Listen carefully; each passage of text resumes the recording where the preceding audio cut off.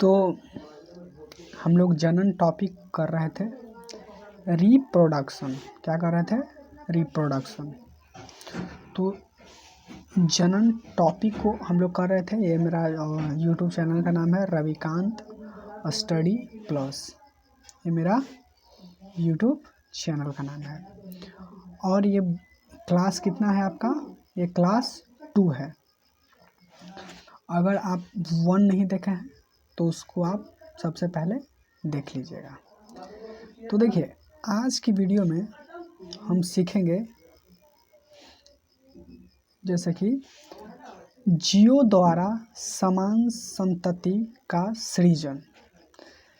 जीव, इसका मतलब कोई भी जीव जिसमें जान होता है, जिसमें एबिलिटी होती है कि वो अपने शरीर को वृद्धि कर सके, बढ़ा सके। वृद्धि का मतलब बढ़ाना, बढ़ सके, उसका शरीर में चेंज हो, चाहे वो पेड़ पौधा कुछ भी हो, अलग बात है।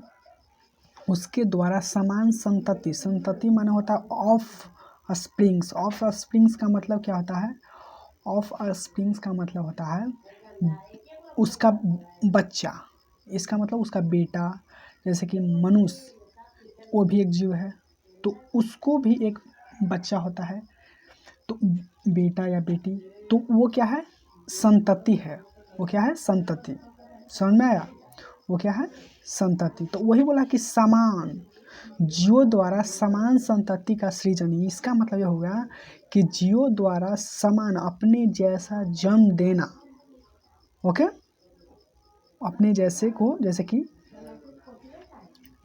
मनुष्य का जब क्या बोलते हैं, जब जनन की प्रक्रिया पूर्ण होती है तो वो मनुष्य की जैसा देता है अपने। भले ही फेस का बनावट अलग हो, लेकिन उसी रंग रूप का होता है।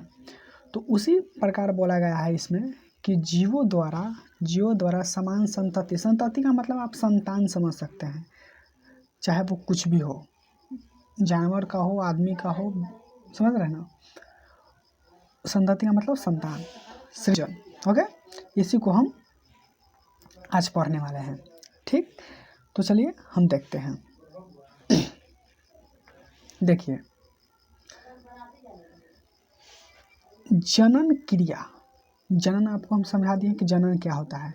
तो जनन क्रिया द्वारा जीव समान, समान का मतलब बराबर, संतति का सृजन कहते हैं। जब जनन क्रिया द्वारा कोई भी जीव अपने जैसा संतान को जन्म देता है, उसको क्या कहते हैं? समान संतति का सृजन कहते हैं। समझ में आया? जैसे कि बिल्ली अपने जैसा बच्चे को जन्म देती है, मनुष्य अपने जैसा, पेड़ पौधा वो भी। अब मान लें कि पीपल का पेड़ है, तो ऐसा नहीं ना कि वो बरगद का हो जाएगा। अगर वो अपने संतान को जन्म देती है किसी भी तरह से, बीज के द्वारा या किसी भी तरह से, तो पीपल ही होगा। समझ में आया? कुछ चेंज होता है, मैं आपको बताऊंगा। जनन क्रिया द्वारा जीव माने समझ गए, समान माने समझ गए, संतति माने संतान का सृजन कहते हैं। जो द्वारा जो समान अपने जैसा बच्चे को जन्म देती हो, तो समान संतति का सृजन कहते हैं। समझ में आ गया? देखिए, अब क्या हुआ, लेकिन देखने में एक समान होते हुए भी ये किसी न किसी रूप में एक दूसरे से भिन्न होते हैं।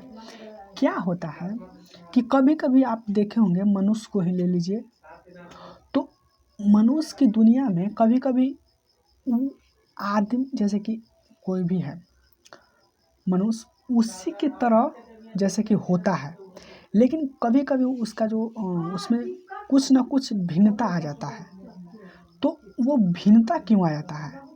ऐसा नहीं होता है यार, ये है ना जो मम्मी के दिमाग का नहीं है, पापा के दिमाग के, तो सनकिया आदमी है, तो आखिर वो कैसे हो जाता है? होता है ना, कोई पापा के दिमाग का नहीं होता है, आखिर वो कैसे? थोड़ा सा समझ रहे ना? तो वो कभी ना कभी क्या बोलते हैं, उसमें भिन्नता आ जाता है। माता पिता जैसा रहते हैं उनसे थोड़ा सा भिन्न हो जाता है। ताकि वो कैसे हो जाता है, ठीक, मैं आपको बताता हूँ। क्योंकि यही बोला गया है कि लेकिन देखने में एक समान होते हैं। हालांकि देखने में मनुष्य का बच्चा मनुष्य होगा, होते हुए भी किसी न किसी रूप में, एक बात याद रखिएगा, किसी न किसी रूप में एक दूसरे से भिन्न होते हैं। क्योंकि जीवों की कोशिका में केंद्रक पाया जाता है। आपको पता है कि कोई भी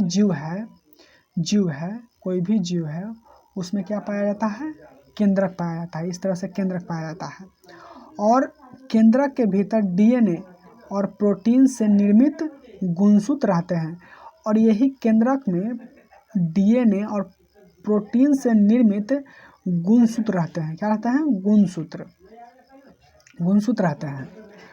और किसी कारणवश डीएनए से निकलने वाले संदेश, किसी भी कारणवश, हालांकि मैं आपको आगे समझाऊंगा कि डीएनए क्या होता है।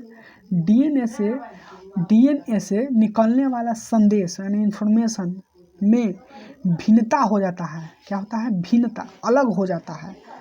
तो जीवों की शारीरिक संरचना में भी विविधता पैदा हो जाती है। क्या ये क्या होता है कि किसी कारणवश डीएनए से निकलने वाले संदेश होता है उसमें भिन्न हो जाता है, ठीक ना। तो जीवों की जैसे कोई भी जीव जन्म होता है तो उसमें शारीरिक संरचना माने बनावट में विविधता पैदा हो जाता है, माने भिन्न हो जाता है।